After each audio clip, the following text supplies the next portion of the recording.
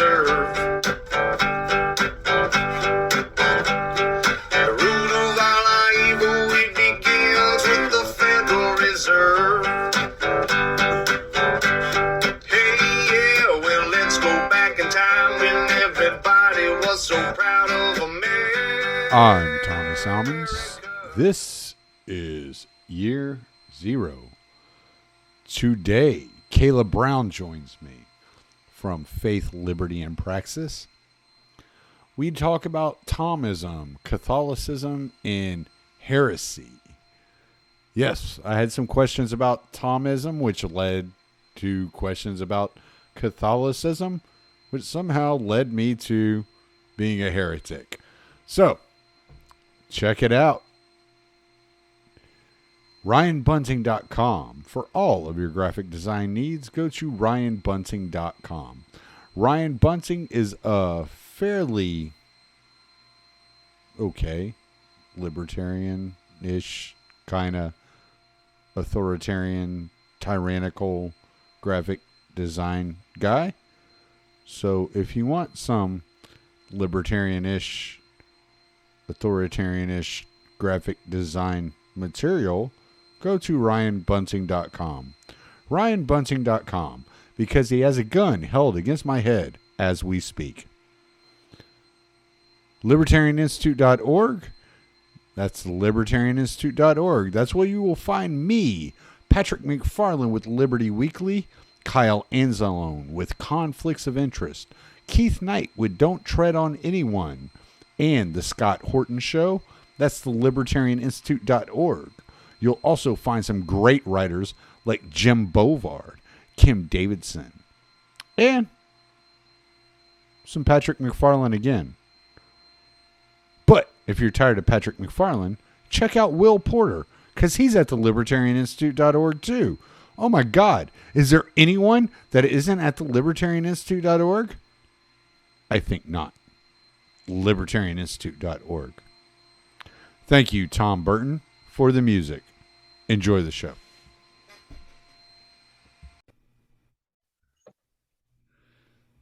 I'm here with my buddy, Caleb Brown. What's up, dude? Not much, man. How's it going? It's going, man. You're sitting there, or what, are you drinking brandy? I am. I'm a brandy guy. Yeah, that's a brandy glass. You better be drinking brandy out of a brandy glass. Got all fancy over here. For sure. My brandy glass is pre-constructed. Nice. Yeah, I can't keep beer here. Yeah. I can't keep beer here either. That's the problem. Nice.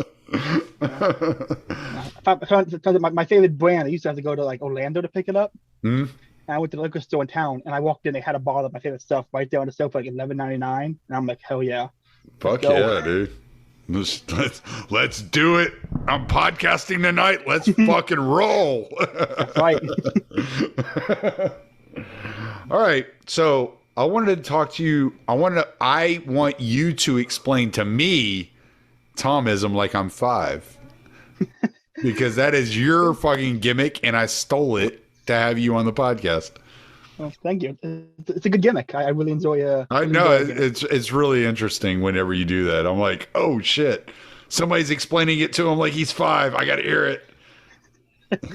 I need to. I want to do more of those, but I'm not quite sure what topic to go with next. So I'm trying to work out a list of episodes for that one. Yeah. So, Thomism. If you don't mind, I wrote out a little piece. Yeah, no, for sure. But how do you pronounce it? Is it Thomism or is it Thomism? Thomism. Thomism. Okay. Some people say Thomism, but it's Thomism. It's like the Mises thing, but it's everyone knows it's Mises. So I think we settled that in the group chat earlier, right? It's not Mooses, it's not Mies, it's Mises. I just got out of that group chat. I'm loving it. Happy to be there.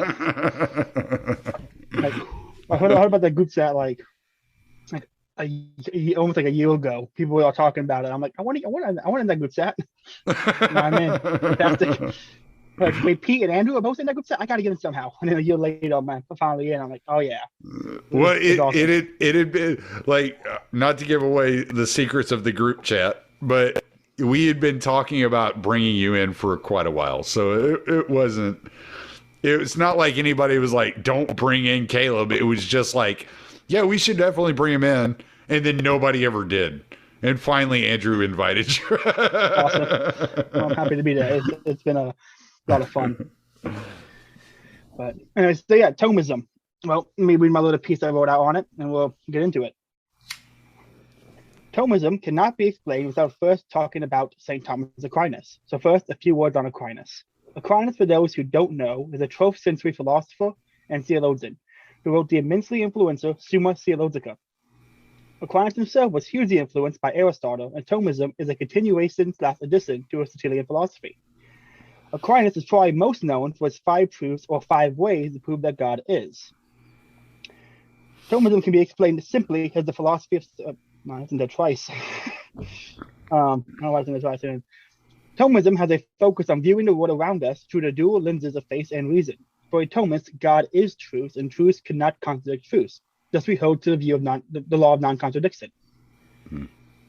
Like Aristotle, Aquinas believed there are 4 ways to know why a thing is. These are called the 4 causes. There's the material cause, that out of which it is made; the efficient cause, the source of the object's principle of change or stability; formal cause, the essence of the object; the final cause is referred to as the teleological cause, the end/goal of the object. For example, let's say this table in front of me. Its efficient cause is that its wood was cut and the metal was made, and I put it together. Its material cause is that it's made of wood and metal. Its essence or form is desk. Its parts are wood and metal put into the form of desk, thus making it a desk. And its teleological cause is to be a desk that I use as a desk. Teleology is a study of what a thing is for, or what is its purpose for existing. Thomistic moral philosophy is based on living a properly ordered life, as sin is counter to God's will and is thus disordered. When it comes to ethics, Thomism is Catholic, so to be no surprise that it holds all the same moral views. Thomism is just a way to explain why the church's moral teachings are true. Now for a final word on hylomorphism. Hylomorphism is a view that all things are composed of matter and form. For example, a Great Dane is a dog, made of its parts, its heart, its muscle, its bones, and such. But what makes the Great Dane not an American hairless terrier? They're both dogs, they both have bones and walk on 4 legs. You could say, well, a Great Dane has fur and a hairless terrier does not. But you could save a Great Dane and it would still be a Great Dane. So we could say that the fur on a dog is an accidental quality. Accidental qualities are qualities to be removed from a thing, and that thing still retains its identity. What makes a Great Dane is that it has all the normal material parts of a Great Dane: 4 legs, 2 eyes, bones, and so on. But as I said earlier, other dogs have it as well. So we would say a Great Dane is a dog that partakes of the form of a Great Dane. Just like how a desk is not wood or metal, but the materials that are in the shape and serve the purpose of a desk, so fully partakes in the form of desk. While it all sounds complicated, Thomism is a common sense philosophy. It's built around our senses and builds from there. It will not make claims like reality may not be there, or you can never know anything outside your mind is real. I can explain further, but I can talk about the theological ideas of Aquinas, or cover some of the ethics and political views. Aquinas is called the angelic doctrine, and we're a lot about angels and demons. But I think this covers the basics enough that any further elaboration would lead to more questions. So I'll stop here so we can have the conversation. There we go. Okay. Kind of cover a lot of it, but... Yeah, no, I think I kind of get it. All right, so I was not raised Catholic, neither were you. Both of us were raised Protestant. And Yes, but you converted to Catholicism. I have not. Yes, sir. All right. So yeah, we're gonna get you. yeah. Well, I don't know about that. I have my issues with every religion. It's not just Catholicism. So I'll just be upfront. My issues are the people that the church in every denomination has chosen to represent the church have not been good representatives of the church. And it doesn't matter what denomination you look at. Like I will like fully admit there have been these flaws in every denomination. So I choose. Sometimes I poke and pry at people, but I don't mean anything personal. It's like I'm just kind of like, yeah, whatever. But I do. You and I talk. Like I've asked you questions, because I don't understand some of the stuff. So And you've read a lot of it. So explain to me a little bit about Aquinas. Like, who was Aquinas? This is Thomas Aquinas, correct? Yes, sir. Okay. So give me a little bit of, like, let me know who this guy was. No problem. It's actually perfect. I just finished the biography of Thomas Aquinas today, so this lines up perfectly. St. Thomas Aquinas was a 15th century philosopher and theologian. He came from a very wealthy family of nobles who wanted him to go and go be an abbot, to go be an advisor or some fancy position, and he wanted to go join the new Dominican order of friars who had all take vows of poverty, help the poor, kind of live a poor lifestyle. His family wanted to do it, and he left to go do it anyway. He wanted to be a missionary, basically, in modern terms. That's pretty much. Yeah. Okay. So he left in the middle of the night to go do it, and his brothers chased him down on horseback and dragged him back home. And when in the top of the bell tower, he memorized the entire Bible. And his mother, knowing that if he had sex, he couldn't go be a priest, so he hired a prostitute and put the prostitute into his room, and attempt to lure him into sin. Pretty much, he grabbed one of the fire poker things and chased her out of the room, and wrote a cross on the door to make sure no one else would come in. So he was very fervent in his beliefs on his everything. Right. Later went and escaped. His sisters helped him leave. He joined the Dominicans, went to school, and was considered an idiot by most people. Most people thought he didn't talk much. He was a big dude, well over 200 pounds, was always snacking, and didn't talk. Kind of aimlessly walked around places. And people called him the dumb ox. But his teacher, who had helped him study and knew how smart he was, said this dumb ox would bellow so loud that everyone would hear. Aquinas was hugely influential in settling many heresies of his day. He wrote hundreds of letters to people, and he wrote what I think is the greatest piece of Western writing, the Summa Theologica, which was an attempt to answer basically any question anyone could ever have about Catholicism or philosophy. It goes through everything. It was meant to be like a textbook almost, where it would answer every question someone could ask, and it's all formulated as he writes. He write an example here. He'll write objections to an idea, and he'll write these like 3 objections to the idea, and he'll reply to the objections. And they're always very good steel man. Like even like Bertrand Russell, the 20th century philosopher who was an atheist, said when he read Aquinas' objections to religion were better than his own. And he would systematically writing the best stuff we could think of against his own cause. He'd come back and squash it immediately. This is a really intelligent philosopher, and fervently defended the idea Aristotle and Aristotelianism belongs in Catholicism and is not counted to Catholicism, because most people at the time considered to be Greek, therefore pagan, and only Plato was allowed. Plato was Aristotle was a fan of Plato, and so there's huge debates happening all around. He was called to debate in front of kings and in front of other people, and this very kindly and systematically went through why it should be allowed, and then defended the idea of basically philosophy as we know it in the Western sense. Okay. So you said there are 5 tenets of Thomism that he came up with, correct? Well, that's 5. All right. Can you list those again, just so I make sure I'm not misquoting what they are? There's, what do you mean by, you talking about the causes I mentioned earlier? Yes. Or the 5? Yeah. Okay. Yeah. So there's Aquinas, the most important question people could ask is why? Why is something there? And he argued, like Aristotle, that there are 4 causes to explain why something is. So there's the efficient cause, how it was made, the material cause, what is it made of, the formal cause, or what is the essence of the thing. Like this desk is not this wood, it's not this metal, it's something new because it's a combination of the two. And then he argued for the final cause, or what we call teleology, as in what makes this a desk and not a chair, or it's instead of a desk and it's used as a desk, so it has a final cause, what it is made for. And this is what these 4 tenets is what's called Thomism. More or less, it's more or less focused. That's the physics philosophy side of things, but it's also the ethics, because it's an overall philosophy. It's ethics, physics, cosmological. It's everything. It's an overall worldview of every facet of human life. Gotcha. But that's the physics side of things. Right.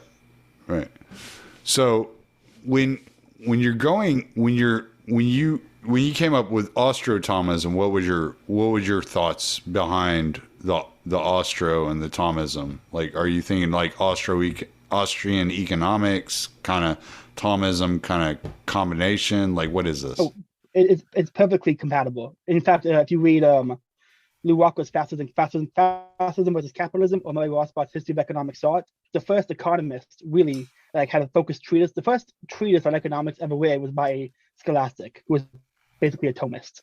It was on the values of money and how money operates. And all the economic ideas, really like the money and the mechanical side of economics, the Thomist view of economics perfectly aligns with Austrian economics. Thomism does have the few differences, as in it is against usury, it is against bad trade, it has some weird views on trade, but it is more of a Catholic moral philosophy than it is a economic policy. But I think Austria, as in the economics of it, the Austrian libertarian side of things, works perfectly in line with the Thomist idea of things. And so hence Austro-Thomism. Okay, so here's where I would have an issue.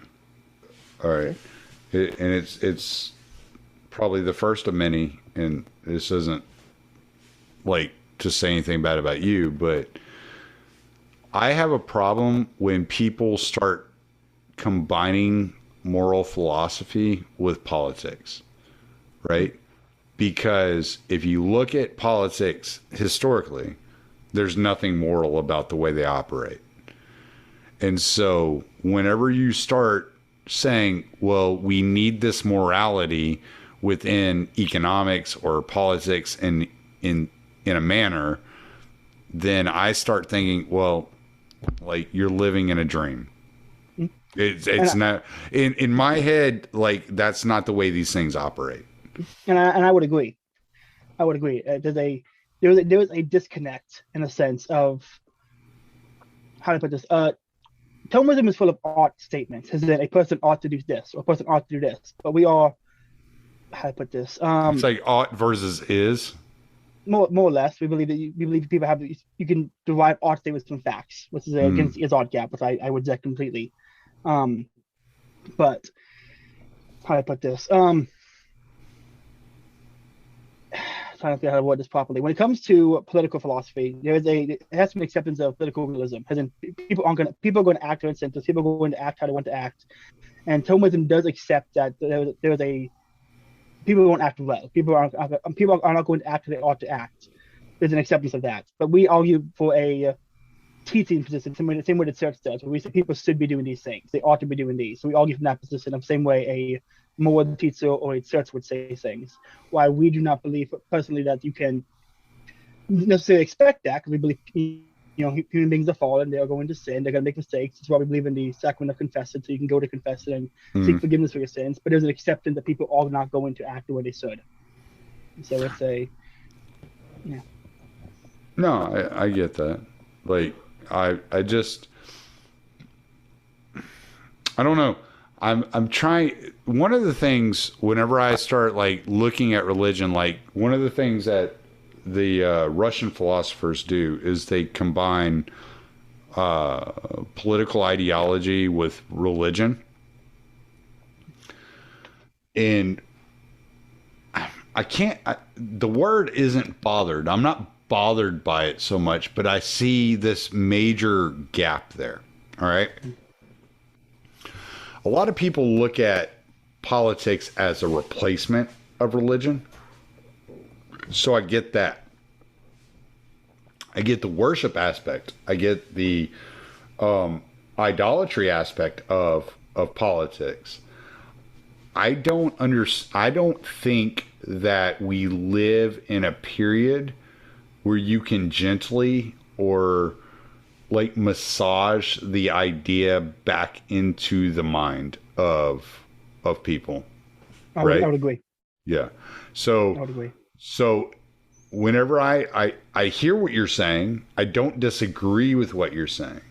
What I am trying to figure out is how do you incorporate what you're saying into the political ideal, because it seems like that's ultimately what you're trying to do, is you're trying to figure out a way to fit the Thomism idea from Catholicism into politics. And it's like, if you have a puzzle piece that has like a little rivet at the bottom that sticks out, but you don't have the rivet at the bottom of the entire puzzle, like how do you get that piece to fit where it's not intended to fit? I'm not certain that there's a way to put these things together. Yeah, there's Aquinas wrote a lot on laws and how does law belong to reason. The one of the tenets of Aquinas legal theory is that if a law is unjust, you have no right to follow it. Your job is we talked about this last time on how Christians have the duty to behave the way they are supposed to behave, regardless of circumstances around them, and that is all Thomism really argues for, is that people should behave how they're supposed to behave, but it accepts people are not going to behave that way, and that really there's nothing that can be done about that besides anyone who decides to join up with Catholicism or organized religion to behave where they should. And it's probably not going to lead to any major changes or any cultural shifts. It is just like all you can do is live in the times that you were born into and live well, or live well ordered. And so that's all Thomism really asks, or all Catholicism asks of people, is that they live an ordered life, and if people, regardless of circumstances. So if you're in a cultural society that has terrible or has laws saying certain things, don't partake of the systems that are evil, but do exist inside the reality you were born into, and just do the best that you can to be a good Christian or a good Catholic. Okay, so maybe I'm misunderstanding here. So, when you imagine Austro-Thomism, are you thinking from an individual standpoint of how you apply these principles to your own life, or are you thinking on from a social capacity?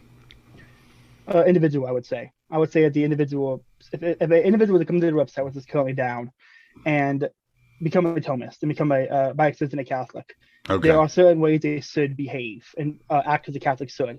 And when they miss it, people sin all the time. You go to confession, seek reconciliation, and try again. And how do I put this? When it comes to politics and acting as people should in politics, it's, how do I put this? Here's an example. A Catholic should not openly partake of a lie. It should not openly partake of a lie. So when a Catholic begins to say that a man can be a woman can be a man, and or transgenderism is real, they are partaking in the lie of somebody else. And so we would say, no, you shouldn't do that. That's not what you ought to do. You are privating the nature of speech, and so don't do that. And that's really what we ask the people. Like, defend your ideas, argue for them, but accept that people are not going to agree and that the world has fallen, and just do what you can do in your immediate situation. All right, so this is something you and I are going to agree on, and yet it might cause contention, not between us, just in the thought process of tackling this subject, right? So we were both raised Protestant. You converted to Catholicism. Yet your prescription is a Catholic ideal, and you're not denying that. How do you convince Protestants or other Western theologies that this is a worthwhile venture? Because as Protestants, we grew up, we believe in sola scriptura, right? Like, that's the way we were raised. It was, if it's not in the Bible, it's not worth following. So now you're asking the evangelical right, let's say, to adopt a Catholic ideal through Thomism.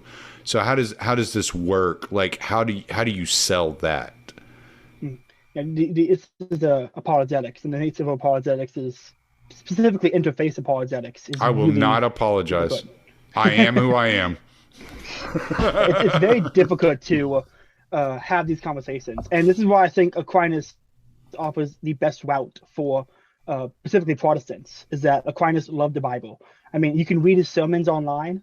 The way I would use a period, he uses a scriptural reference. Like every sentence has like 3 scriptural references at least. And that when you read his book, for example, I was reading the Summa Theologica yesterday, and he's arguing about the nature of sin. And it's just like, his first argument just rattling off scriptures to support this view. And not enough Catholics, I think, but in Catholicism, there's 2 ways to determine a teaching of the church. There's the partum view, that the authority and truth of the church is found part in sacred tradition and part in scripture. And you can use both. I understand that, and I do like tradition. I hold to what's called material sufficiency, that everything the church teaches can be found in the Bible. And so it seems like a sola scriptura way of arguing for Catholicism. There's a great book by Patrick Madrid called Where Was That in the Bible? And it's just biblical arguments for different things the church believes in. And if you have to either A, talking to a Protestant in this kind of conversation, either A, engage them accepting their sources, as in accepting the Bible, only using their Bible, only using their version of the Bible, which has 7 books less than my Bible, or argue. This is what I did. I got invited. This is a funny story. I had a friend of mine who was also Protestant and wanted to convert to Catholicism, and his family was very against the idea. And so they had his uncle who was a pastor, and his grandpa who was a pastor, and his uncle who was like a theologian type dude coming over for dinner just to talk him out of it. And he invited me over for dinner at the same time to like back him up and argue with him. And I got into an argument with the guy, and he was talking about Mary, the Catholic view of Mary. He said, "Where is that in the Bible?" And he held up his Bible, and I said, "Well, here." And I cited a scripture. And he goes, "That's not in my Bible." I'm like, "Well, your Bible is less than mine. It doesn't have the same number of books." So I said, what you're doing is, say you had a history book your whole life, it's taught in school, the history book said 9/11 happened on 9/13, and you just taught 9/13 your whole life. And I come in to you and say, there's a truth, and hey, it's 9/11, not 9/13. And you say, prove it to me using my history book that has a factual error in it. There's that approach you can take, which is very contentious, and basically it's hard to do without sounding like you're arguing against the Bible itself, or at least their version of the Bible. Or you can take the material sufficiency view and argue only from scripture against their views. And really, it's a long process. It takes forever. Engage fully with their ideas and attempt to convince them, and show them the beauty and the truth of it. Because, like I said earlier, law of non-contradiction, there's only one truth. Truth cannot contradict truth. And so I believe I have the truth. I believe Catholicism is true. Showcase the truth, defend the truth, and explain why it is true. And if they are reasonable and open to truth, they will understand. You just you made my point from the other day when I posted that meme where I went through like atheist, Protestant, Roman Catholic, Eastern Orthodox, and Ethiopian Orthodox, right? Which is like Coptic, basically. The Ethiopians have the oldest rituals and the oldest books available to man. And they have more books in their Bible than the Catholics. So one of the things you run into when you start talking about this in this way, it's like, prove it is real. Like, prove that your way is right. You can't, right? It's impossible. I find myself more aligned in my thought with Eastern Orthodox teaching, and I've been to a couple of liturgies, and I find that it speaks more to me in what I've looked for in worship. And I've been to Catholic Mass, and I got nothing out of it other than boredom and just wishing it would be over. But when I go to an Eastern Orthodox liturgy, it's like I feel like I've entered a time warp, and time like exists but doesn't all at the same time. It's like a weird experience, right? I had the same experience when I went to my first Catholic Mass. See, same experience of like time warp. Right, exactly. And this is what I'm saying. Like, it's very hard to have this conversation with people because when you start having this conversation, And I'm not like a catechumen or anything like that in the Orthodox Church. So I'm not even coming from that perspective. I'm just saying I've gone to many churches in my life, many different types of churches. And I've experienced something at one type of church. And it wasn't Catholic. It wasn't Protestant, right? It wasn't Messianic Judaism. It was the Eastern Orthodox faith. When you look at the Ethiopians and their books of the Bible, they have more books in their Bible that are canonized. It's like, okay, so how do we take seriously anybody's preferred faith? It's very difficult. It's a very difficult subject, because I'm not even saying Aquinas wasn't onto something or he didn't understand things. I'm saying that maybe he didn't understand everything. That maybe he was limited. Maybe like this is like a really difficult subject for me to like get into, because it's a very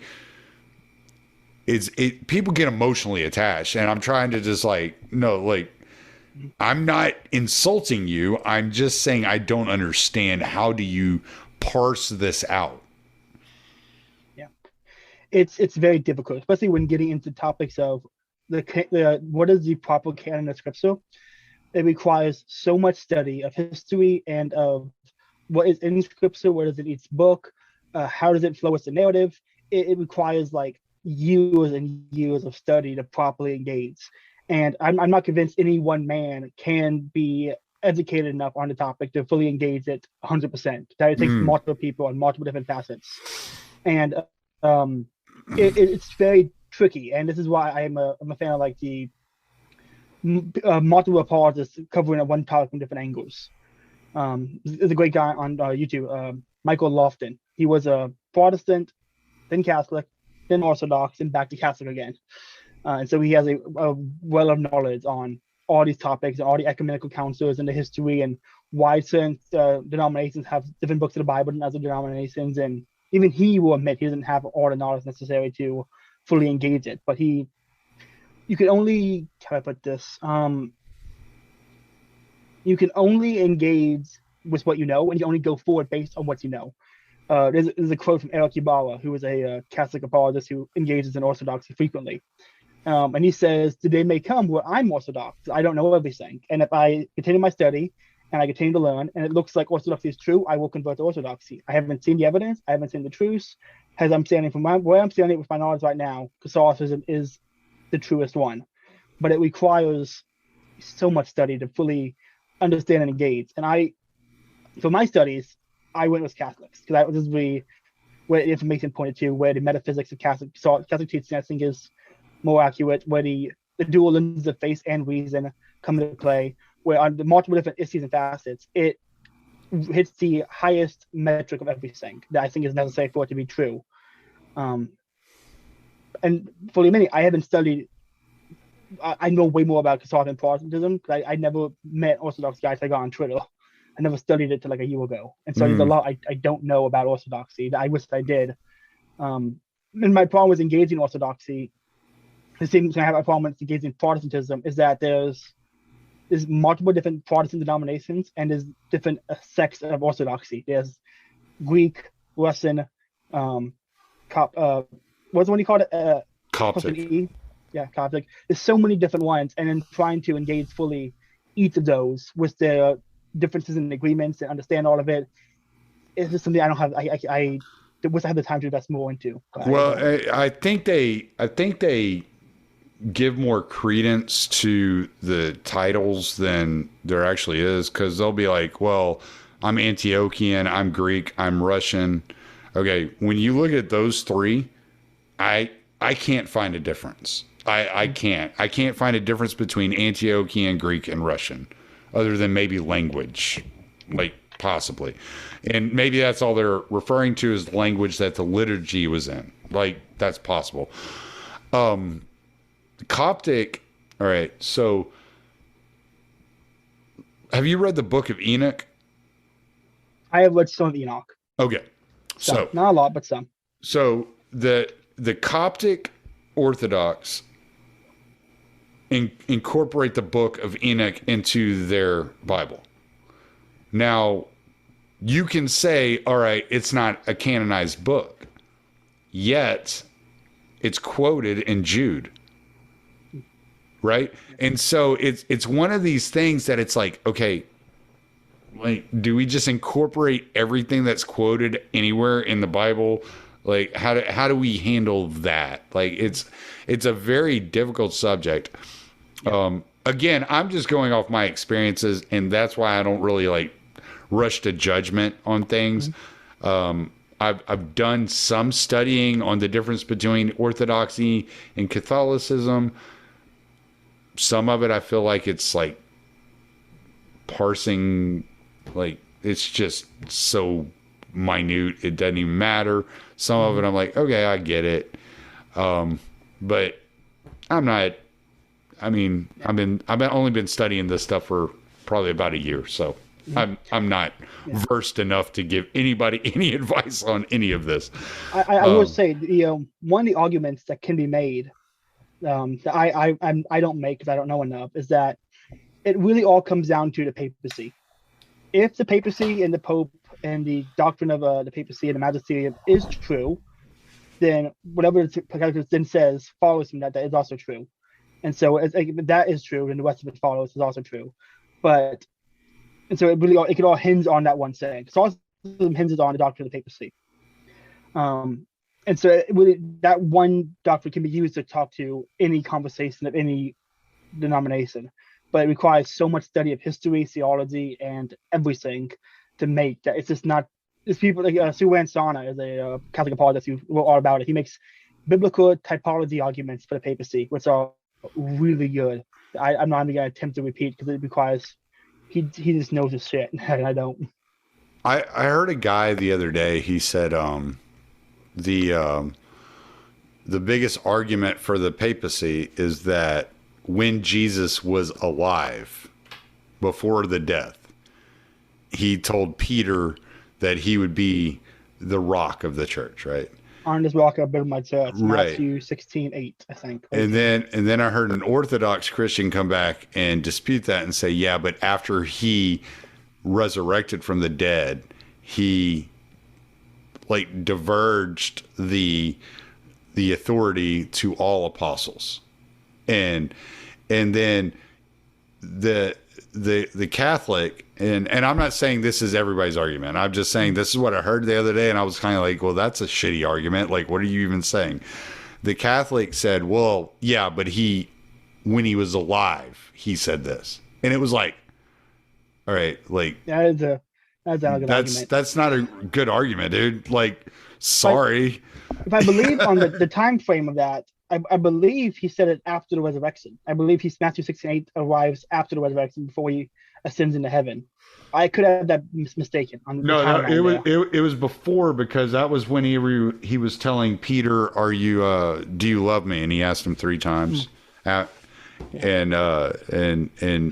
he was telling me, feed my lambs, feed my sheep, Yeah. So the doctrine of apostolic succession and the primacy of Peter handed down through the ages is. I got a few books coming in the mail on that topic. I'm going to hopefully get into more. It's really interesting, but I mean, you can make biblical typology arguments from the way the Jewish system, the Eliakim and the Jewish system of the Sanhedrin operated, how that carried over into the new Davidic covenant from the David line to the new papacy. You could make the argument. I think it's when I hear it engaged and debated, I think it has more merits, but it's just it's not something that I know enough to articulate in a way that is just gives it due justice. Yeah. Or due diligence. Yeah, and we're like off the subject that we came here to talk about, just because I just find it so interesting to get into all this stuff. It's like I don't understand all the arguments. Like it doesn't matter. It really I don't. Let's just say, for instance, all right, this is one thing I've heard the Orthodox priests say, and that I've never heard a Catholic priest say, which I find weird that a Catholic priest wouldn't say this. Doesn't mean they haven't said it. I just haven't heard it. one of the things I've heard the Orthodox say is, I can tell you where Jesus is, I can't tell you where he isn't. Right? So he's basically saying, I know that he exists within the church, the Orthodox Church. If he's acting outside of that, I have no idea where he is, like what he's doing outside of the Orthodox Church. I don't hear like that a lot from the Catholic point of view. Like, there doesn't seem to be much humility in that area. And I think about, was it Romans 11:34, when it's like, you can't know the thoughts of God. Like, you can't know what God's thinking, how he's acting, or anything like that. And I always get the feeling when talking to Catholics, this not present company excluded, obviously, I'm just saying, I always get the feeling through my life that there's this idea that God can't be found without the blessing of the Catholic Church, and that's always seemed a bit dependent on man's own understanding, man's own kind of ego, and not as dependent on, I don't know how this guy works. He does his thing, man. You know. Well, Thomas would actually agree when writing about God in the Summa Theologica. Aquinas said how do you put it? We cannot know basically the way to deduce things about God is to say what he is not, and so you can it's to make positive claims, or no, not positive claims, to make like absolute. This is getting to the doctrine of a divine simplicity, and that's a mountain of stuff that I don't know. Divine simplicity does not sound simple. No, I wish it was simple. Like there's this amazing story of this older Catholic lady who was like 70 something. She wanted to read Aquinas for the first time and read about the church's philosophy and that kind of stuff. And she was getting confused and overwhelmed, and nothing made sense to her. And so she found a book on divine simplicity in the book. So oh, simplicity. I bet that's simple. And picked it up, and it's like this giant book, and she just threw it away almost. Like, I can't read this. Yeah. And I think how to put this? There is thankfully a resurgence happening in the church, I believe, that is getting to more of a philosophical, Thomist-esque style of view and talking about things that was present in the past and then kind of went away after Vatican II. And so I think there's been a long window of the church just not being its best. That to get the best, you have to read the history, and most people just don't read history or study the past. They only exist in the now. And I'm really thankful that like Principles Aquinas 101, the Thomism Institute, they're arguing the original ideas in a modern sense and making it make sense. And it's invaluable, but it's just they're a minority and not as well known as they should be, and not making the changes they need to make in the Catholic world. That's I think going to happen within 10-15 years. What do you think it transitioned from? Because what I hear a lot, like when I listen to the arguments between religions or denominations, it all I'm hearing is not a real libertarian. That's that's a lot of what I hear, and it's just like.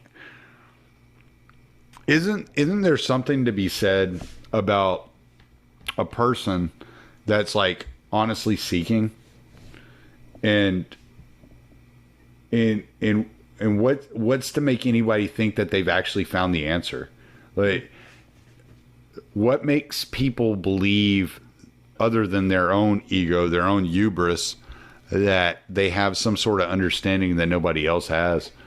That to me, it seems a bit much. And this was kind of like whenever I was asking you about the papacy the other day, I'm definitely not playing gotchas with you. You know, like I'm curious. I don't understand it. It doesn't make any sense to me.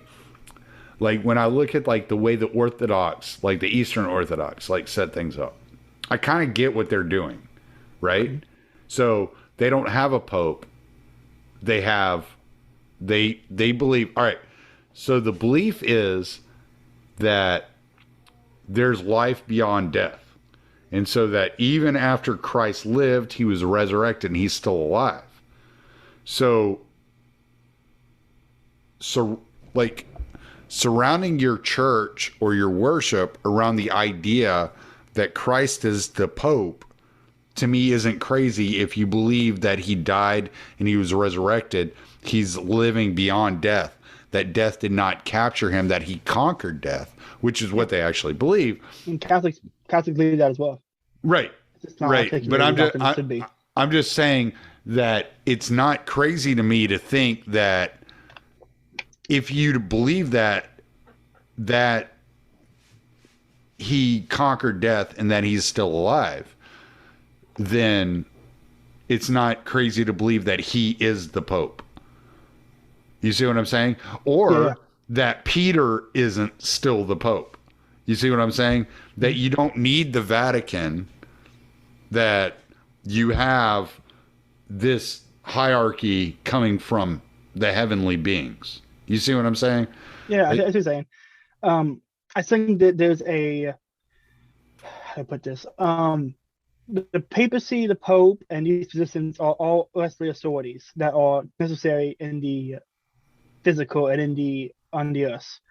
While I do believe that we believe the saints are more alive in heaven than we are alive because they are free of sin. And I see saints not as any question because saints are the ones that are canonized and confirmed to be in heaven, kind of thing. Where we have high belief that they are in heaven. That they are more alive than we are, but I don't want to say can't. I'm going to say practically. I don't like making practical arguments. I like making truth arguments, but I don't have the arguments. I don't know the arguments to make the truth arguments. I'm just making practicability argument that, practically speaking, a earthly authority is needed and is necessitated by the times by man's fallen nature to exist, and that is why it's a practical argument for the papacy, which I don't like making, but I just did. Yeah. See, I don't know. I don't buy that. Yeah. All right. It's not a great argument. I fully admit that. No. And I'm not picking on you. I'm just trying to put things together as to what happened here. And I don't buy it because anytime you talk to a priest or a bishop or anybody from the Catholic Church, what do they say? Like, God is present. He's omnipresent. So he is there, right? Like, so you're not giving authority to an earthly authority in replacement of God not being on earth. No, you're telling me God is here on earth. So why do these people exist? And it seems, and this might come across dickish, and I'm not trying to be a dick. I'm just honestly like giving my point of view here. It almost seems like it's a materialistic point of view, that you have to have something physical to be able to put your hands on in the place of not being able to see God. Well, I mean, we do exist, bringing back to what I said earlier, hylomorphically, as in we have a physical side and a immaterial side. Like you have a soul as immaterial, you have a mind as immaterial, but you do exist physically. And so there is a necessity to accept that we exist physically on this earth and make changes that reflect the necessity of our physical nature, and that God understands that we are physical beings that require physical representations of things that exist more fully in Catholicism as opposed to Orthodoxy, which is, to me, seems much more focused on the immaterial and the spiritual as opposed to the material. Which is a bigger emphasis on that, but I think the emphasis on that comes at the cost of the emphasis on the material. What I think you have to, because we are hylomorphic beings that exist as material and immaterial, you have to accept both and make what works best for things that are both spiritual, immaterial, and material at the same time. I got you. I just like think about like the way that Christ preached whenever like you read the Gospels, and he was like basically like, yeah, ignore everything material. And like I got I don't know, I have the prologue of Orid, right, written by Saint Nikolai, and every time I'm all the stories of the saints, like, because that's basically what it is. It's stories of saints, and then it's a homily. It's like a daily devotional that I read every morning. And one of the things I've noticed is like all the saints that are in there basically just like screw the material, and they just wander off into the wilderness. Right? It's like that's kind of their thing. They wander off into the wilderness, and then they're martyred, and that's that. And that's kind of their life. And so I wonder if there's maybe too much capacity for us to put emphasis on the material. And, you know, whereas Catholicism is trying to bridge that gap, you know, possibly, maybe it's allowing too many people to be too attached to material. I'm just curious. I'm not part of any church. I'm asking questions here because I've been reading and I'm like, I got all these weird questions, man. Yeah, I wish I could be more helpful or more serve my answers, but I don't know anywhere near enough about orthodoxy.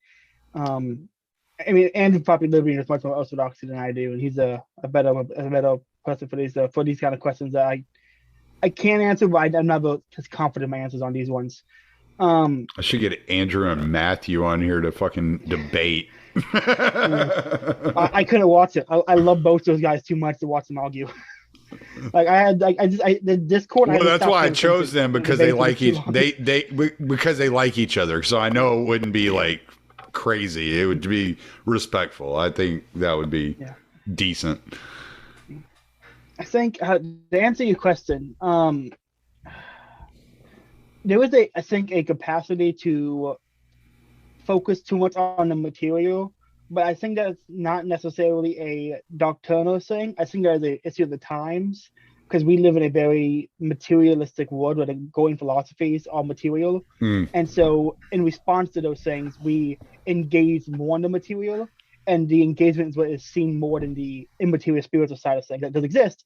It's just not simple. It's something you have to seek out more than the material thing, which is always popping up more often because it's what we are engaging in. So we're engaging in debates with atheists. We're engaging in debates with science and proper science. And because all of it is material, it seems to be well, I don't believe there's a focus on material. I believe there's in a thing I read, the dual focus of the faith and reason. That you can know things through divine revelation and through philosophy and science, and we're engaging more with the material because of our material culture. There seems to be an improper focus on that. When I don't think I don't think there's an imbalance. I think there is just one side is being shown more because one side gets more respect and is more talked about because it's something that is engaged more. I mean, one example, the faith and reason thing. Aquinas did not believe you could show true philosophy or science if the past was infinite or had a beginning. That you could not say true science alone is the past is eternal or had a beginning. But he believed they had a beginning because divine revelation says the universe had a beginning. The God created everything. And so he said, we know it through divine revelation, but it's impossible to know it through philosophy and through science. And so St. Francis, the spiritual focusing does exist, but it's just not talked about as much. So I think the imbalance exists only in perception, not in reality. See what I'm saying? Yeah, that's fair. Yeah. I'm sorry. I just had questions, and I'm like, we're sitting here talking, and I was like, oh, well, wait, what about this? so I'm sure I could go on for hours, like just drilling you on stuff, but I don't think it's fair because it's like, I'm not trying to give you the third degree or anything. I'm just curious. I'm curious. I'm like, hey, wait, I want to know, like, maybe, you know, because the thing about any of us that came out of like kind of a more libertarian mindset was what led us there is we're seeking truth, right? And it just happened to be that as I like continued to seek truth, it led me to a spiritual area. Then I'm like, wait, maybe it's not the physical. Maybe there's something else going on here that I need to start looking at. And so I'm looking at it. And so I'm just drilling in. I'm just trying to figure it out. So let's get back on Thomism, because we've spent like half of this podcast talking about Catholicism, which I think is unfair, and I don't feel right about that. I mean, Aquinas was a doctor of the church, meaning he had his influence and was most of his, almost all of his accepted his doctrine in the church, and so they all almost one and the same. Yeah. Obviously nowadays they all one and the same. Yeah, I don't think I've ever heard anybody have anything bad to say about Aquinas. I think for the most part he's respected universally. I think. I a few Orthodox have issue with him, but really? Okay. Yeah, well they hold the essence energy distinction, why Thomas holds to divine simplicity. And some of the essence energy distinction guys say divine simplicity leads to atheism. But I don't know how that argument works or makes any sense. Well, I mean, I can see people disagreeing with him, but I don't think I've ever heard anybody like disrespect him. Like they respect Thomas Aquinas, right? Like I think that's right. I think the only saint I've heard, or what person that's considered Catholic saint that the Orthodox have kind of like shied away from, is Augustine. Is that right? Saint August? They liked Augustine, but I could be mistaken on that one. Maybe it's Protestants that like Augustine. Okay. I know there's a few, but maybe I'm wrong. So I don't want to speak out of hand. So like, we'll just leave that there. So the incorporation of Thomism into kind of a political argument, whereas it might make all the sense in the world, you're going to have people that will push back on you saying that you're trying to create a theocracy. It's unfortunate, but we live in a democracy. So the idiots rule. I mean, that's just the way it goes. Yeah. We're ruled by idiots, and that's the way it is. I'm not saying that you're wrong in utilizing Thomism.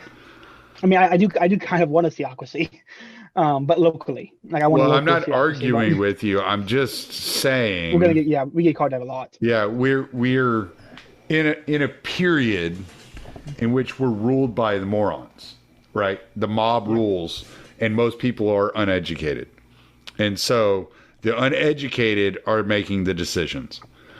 Even the educated are kind of dumb sometimes. I kind of, sometimes I am. But is there a way to have this conversation about Thomism in a way that is friendly to the morons? It depends on the level of moron. If they accept common sense, purple hair, no, genderqueer, wants to read sex stories to your child. Like, unfortunately we live with these people, so it's yes. It's what do we do? Like, what do we do about this? Pinochet? This is the issue This is the issue I've been dealing with. This issue I've been dealing with a lot is like trying to figure out political action and strategy. Is that I don't think it's wrong to harm it. It is wrong to harm innocents. What constitutes an innocent? Figuring that out is like I'm really struggling to figure out what it constitutes an innocent.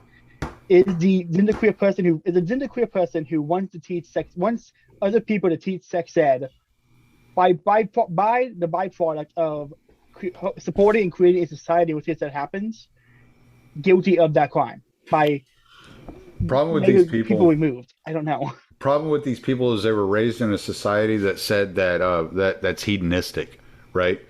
So the hedonism itself is the crime, and not the individual perpetrating it. Unfortunately, because they think it's okay. Yeah. So in their mind, they're doing nothing wrong. It's how do you turn culture back into a direction to where they see that there's something wrong with what they're doing? I don't think you can. I've been really trying to figure this out. I don't know if you can. I think at this point you have two options, and that is to either find a community of like-minded people or live in your community of like-minded people and just exist there only, and basically have a localist like private property society like Andrew argues for with the anti-tax, or wait for everything to collapse and pray to God you're left standing to help build up something good. Okay, I don't know if there's any way to save society. Okay, so this is where my thinking has changed. All right, it's like, let me try to figure out a way to like put this where it makes sense for everybody.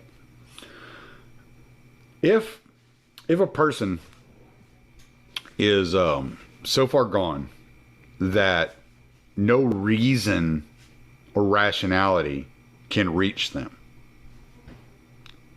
the only thing left for me to experiment and acknowledge is that maybe they can be reached on a spiritual level, right? I put this in the group chat the other day. My grandpa told me years ago, he said, you'll never reason your way to God, and you will never rationalize your way to salvation. All right? And he told me that because that's my personality. Like trying to mathematically formulate, how does this work? And that's the way my personality works. And so I think about like what he told me. I think about my grandpa's life. I think about the way that he passed away. I think about the people that loved him. I think about the way he loved other people. And I'm envious of who he was in a lot of ways. And so I think about these lessons he taught me, and I'm like, he did not tell me this for no reason. Why did he tell me this? And I start taking these sayings that he told me that are wise for a person to intake on an individual level, and I try to turn them into a community level. And I started to see that, all right, maybe what we are seeing is principalities, right? Maybe this is what we are seeing. And if it is in fact what we are seeing, there is no amount of reason or rationale that is going to reach them. And so therefore it is beyond the unit of man to solve this problem.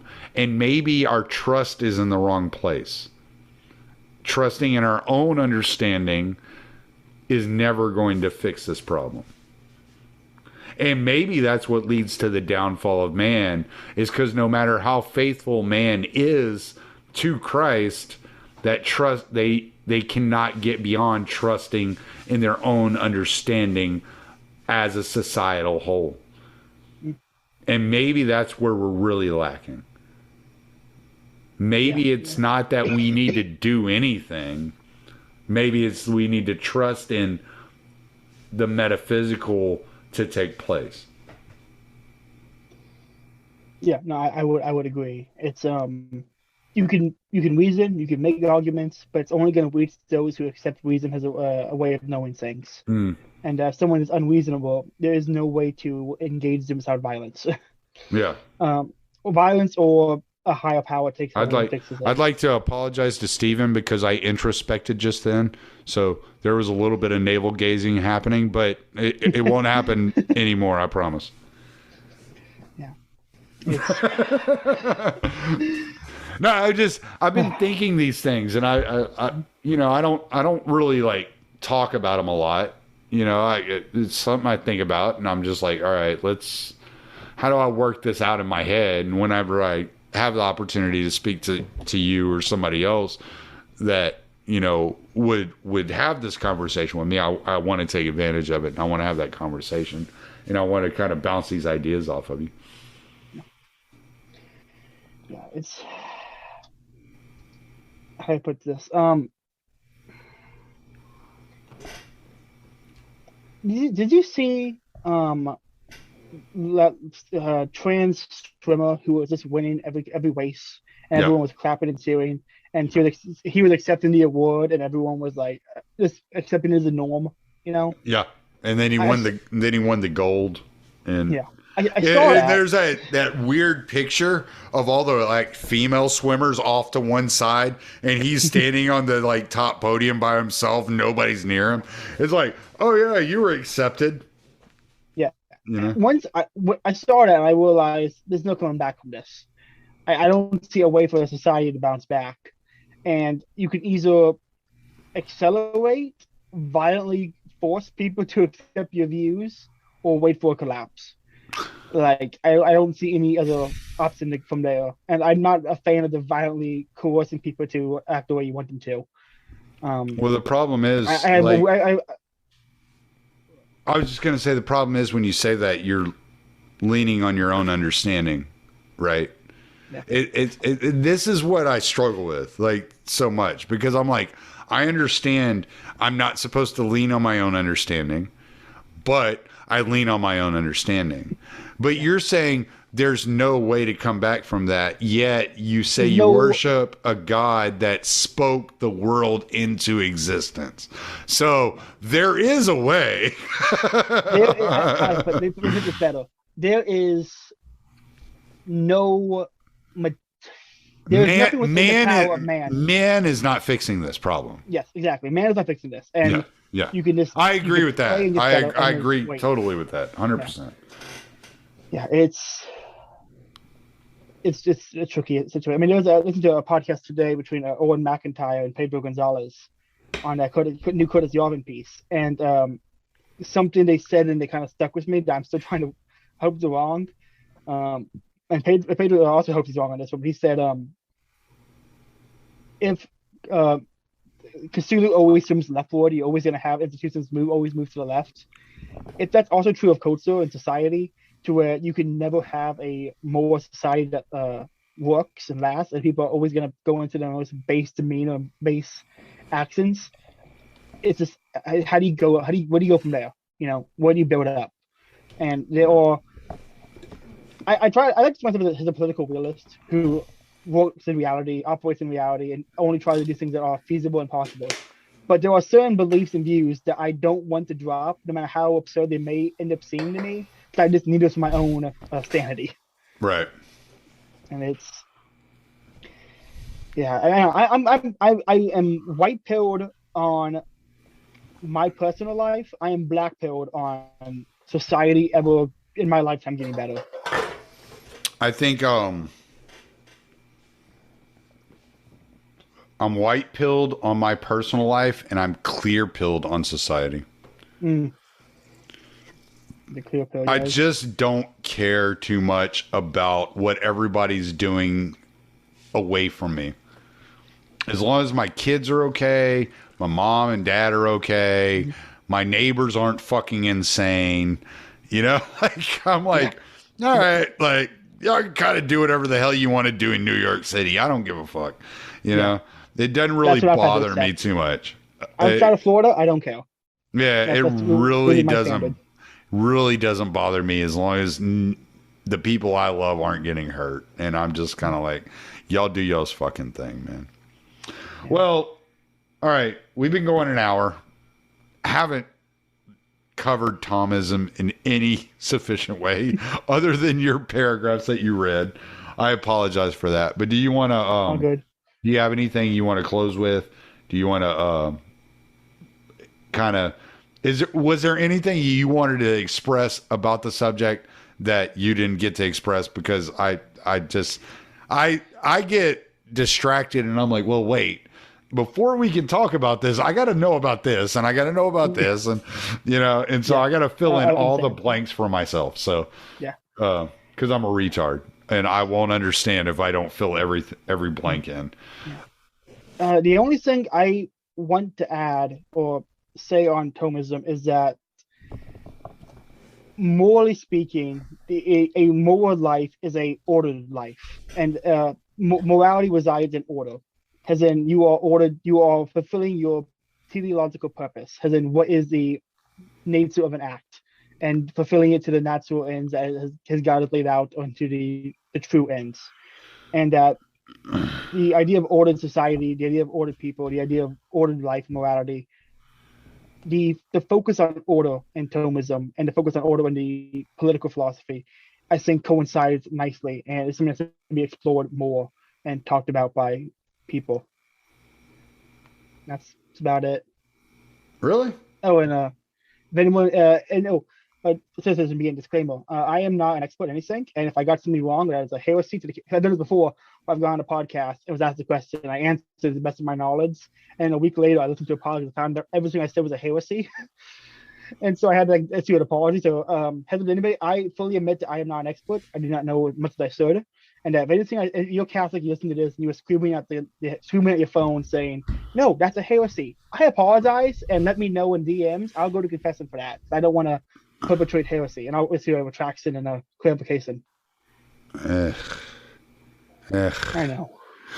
You know, I find I have that problem with the Orthodox Church as well. This whole heretical talk that bothers me. It's like, look, man, I'm trying to have a conversation with a person, and we're talking and we're trying to relate ideas to each other. I'm not speaking a heresy. I'm not saying that God's not real, that God doesn't exist. All I said was I was trying to draw a synonym or it's in order for this person to understand the idea that I'm trying to get across. And I think that is such a ridiculous thing. I've heard the conversation.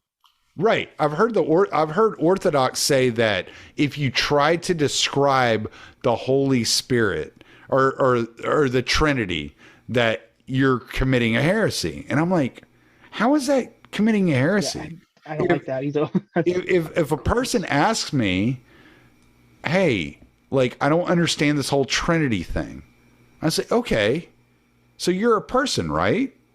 I'm like, yeah. Well, are you just a body? No. Are you just a mind? No. You're a mind, body, and soul.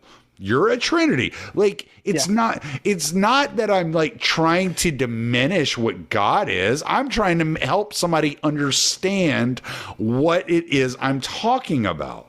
Yeah. Like, so I don't understand how that's a heresy. That makes no sense to me whatsoever. I absolutely do not think that Christ or God would view that as a heresy. I think this is a creation of man that is irritating, and you're diminishing the ability for people to have honest conversations and make and actually explain things to people in a way that they can understand, because that's what people ultimately need, is you to explain things at their level.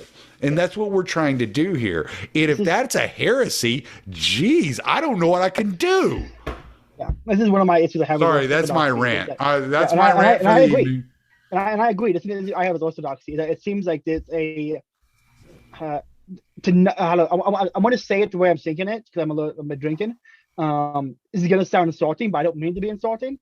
It seems like orthodoxy has a back door they can walk through whenever they ask a question they don't have an answer to, and they can just say, "Well, that's a heresy if I talk about it."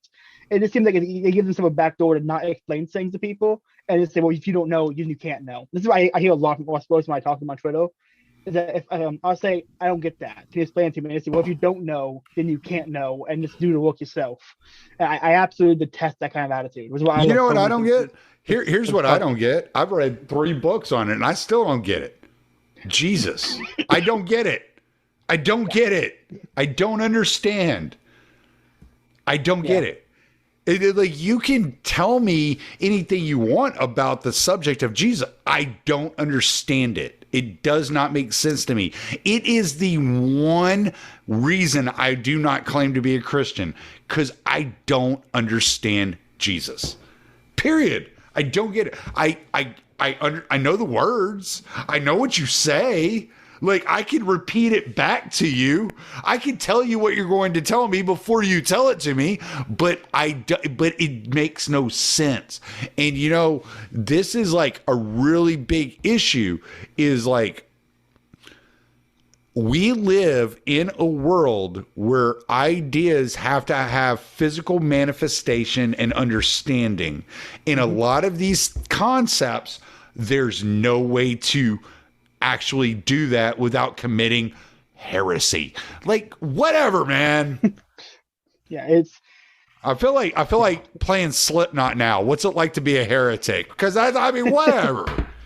yeah, it's a frustration, and I only say that because well, I don't just feel that with the Orthodox. I feel that with the Catholics, Protestants. Yeah. Like, oh, you're not supposed to talk about that. You're not supposed to talk about it. There are so many questions. Part of the reason I left Protestantism, I used to ask questions all the time, and they would just refuse to answer me. Refuse to fucking answer. And I was just like, yeah, you just changed the subject. Like, screw you, pal. Like, I'm not even worth the time to think about, like, oh, what is he asking? Why is he asking that? What does it mean? Like no, I mean, like, screw you. Then I don't want to deal with you. You know how many questions I asked in my old Protestant church? Where they say, I'll get back to you next week, and I never fucking did. Right. I'd bring it up again. They're like, oh, I forgot. I'll look into it this week, and they just never did. Or they would say, oh, you're not supposed to ask those kind of questions. So a good Christian wouldn't ask that kind of question. Yeah. This is, again, why I'm Catholic is like faith and reason. And Catholic, if it's everything is knowable.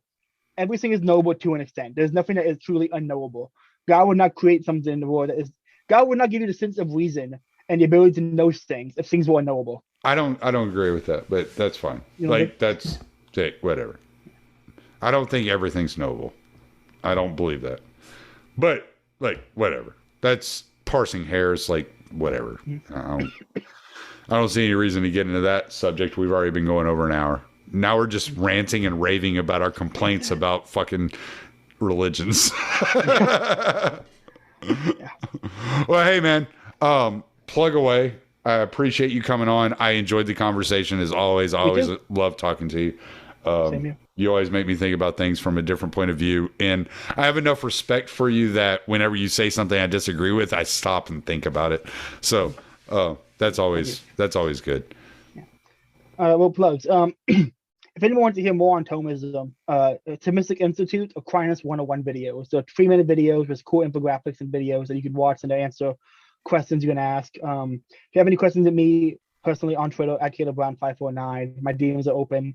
If I don't know, I will research it till I know to help you out. I refuse to leave a question unanswered if it's within my ability to answer it. Also Thomism on Twitter, Faith, Liberty, and Praxis on YouTube for the podcast. Also Thomism on Spotify. Basically in Praxis on Spotify. Got a lot of good stuff coming out. I'm interviewing Pete Quinones Tuesday on Populist Delusion, so that's going to be a lot of fun. Super excited about it. Oh man, this podcast isn't coming out for like 3 weeks, right? Oh, I don't care.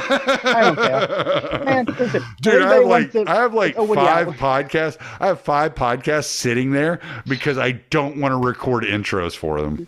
I told you that. Listen, do the Slap Gang thing. Get other people to record a funny intro where they talk about things, throw in a few jokes, and then go from there. It's awesome. Yeah, I know. I'm just gonna Sunday. I'm gonna sit down. I'm just gonna record intros for every podcast I have, and I'm just gonna schedule them all, and then it'll all be done.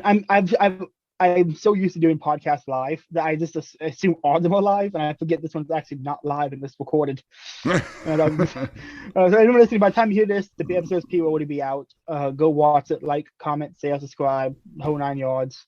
Yeah, that's about it. Faith, liberty, and praxis, man. He didn't tell you faith, liberty, and praxis. That's it.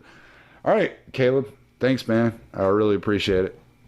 No problem. Happy to come on. We're gonna do this again soon, and we'll keep stumbling our way through this fucking subject until we figure it out. And we're not, and neither of us are heretics. Try not to be. Try not to be.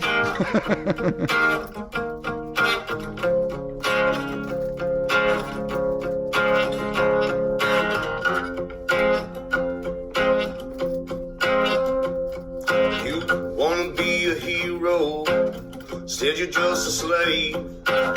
All your good intentions took you to your grave. Your pride is how they killed you. With the flag you wave just like a fool. They promised you a mountain, gifted you a stone. They demanded that you throw it into your neighbor's home, and then seize all that they worked for and give it to the throne just like a tool.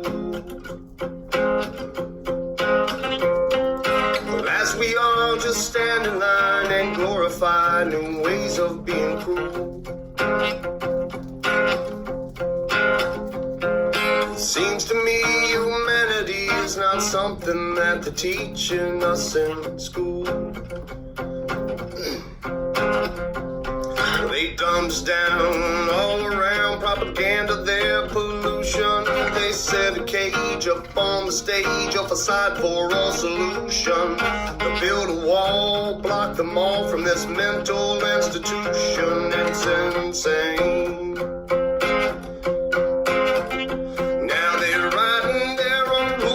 And they're crossing all their T's. They're fashioning their people to all wear beggars' knees. If you want a clean drink of water, well, you must say pretty please. It's all a game. As we all just stand in line and justify these crimes done in our names, it seems to me authority and tyranny are both one and the same. Well, it's time to change the channel. It's time to set things right. Make them all rot with fear in their beds at night. Devour all their worthless souls and sacrificial right, just like we should.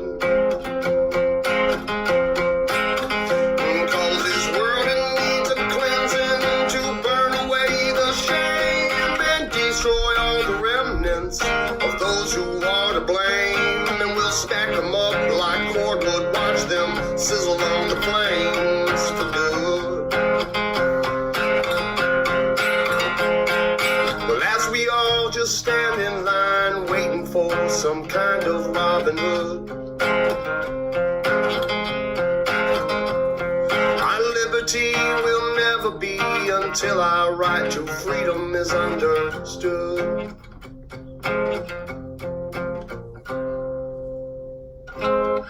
Thank you.